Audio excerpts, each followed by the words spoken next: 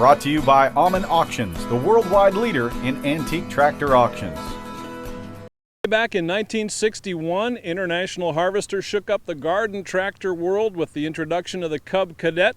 And 2 years later, the 1963 model came out, and it had a whole lot more bells and whistles, didn't it? Tell us about it, Mikey Todd. It started having a lot of options you could add to it. Of course, you had the mower deck. As an option, you had a electric horn, an amp meter, cigarette lighter, three-point hitch with a spring assist made by Brinley-Hardy in Louisville, Kentucky.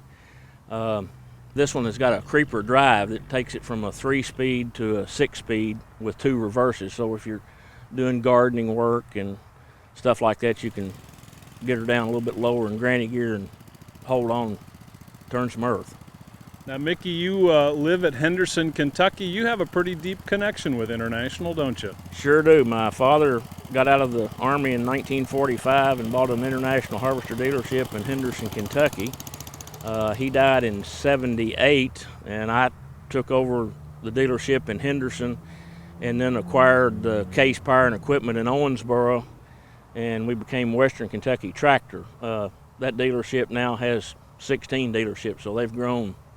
I had a little heart condition in '91, had to quit working, so I've been independently poor and unemployed since '91, and the condition of my Cadet can show you what a retired guy does when he's got his wife's debit card, and she's always chasing me to know what I've bought lately. So, but we've had fun doing it, worked on it about a year, had some repainting to do, but every bolt on it has got stainless bolts, been ground down, polished wheels, which is a real dirty job, but I think it adds a little look to it and stuff, so I prettied it up some and had to have my seat cushion custom made. Couldn't find one to fit the seat, so I found a new fella in Henderson that made my seat pan for me. So International came out with the Cub Cadet. You remember when these came out? What kind of I guess advance in the garden tractor world did they do with these machines? Well, they were about the originals. There were some small prototypes that came out, but International was one of the first companies that had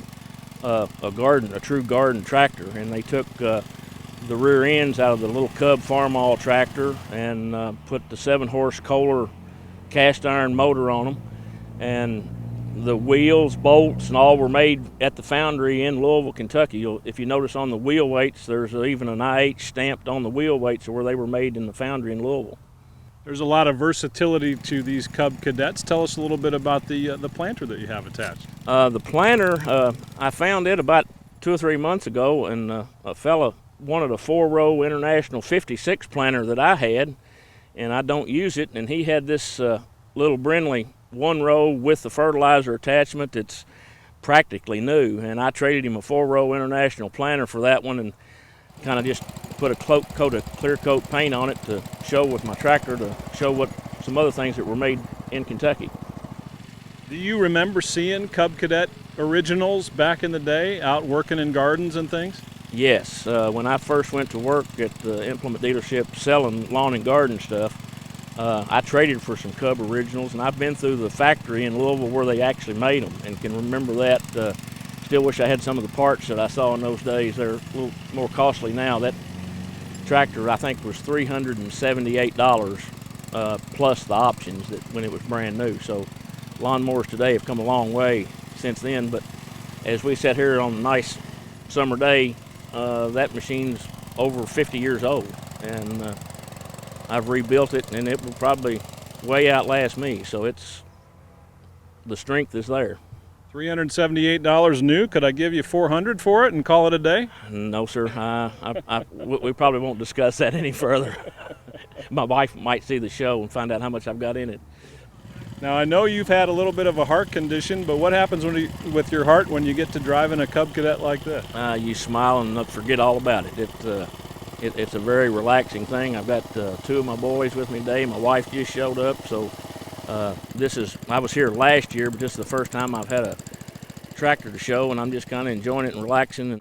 Mickey, I see headlights and IH hubcaps and IH wheel weights. You do have just about every option on this tractor, don't you? I've been a long distance and a lot of email time and stuff finding the parts. The backrest is probably one of the harder options that I think I like about 2. I need a hydraulic lift and a rear PTO that I'd probably never use, but I found them at the show today, and I'm thinking very serious about taking them home and adding to my collection a little bit more to finish her up. You think Cub Cadet was really, of course International built them, but you think Cub Cadet was really a landmark tractor back in the day? Yes, I do. And of course, they were even designing the next series of Cub Cadets when International sold out to MTD. And MTD used a lot of the International parts for several years, even on their machines. Now they're a little lighter duty than they were back in the days when I was selling them, but they've come a long way and still around. So 50 some odd years, I think. All right, Mickey, thanks so much. Enjoyed talking to you. Thank you very much. Mickey Todd of Henderson, Kentucky. He's got deep roots with IH, and he's going to hold on to this Cub Cadet for a good long time.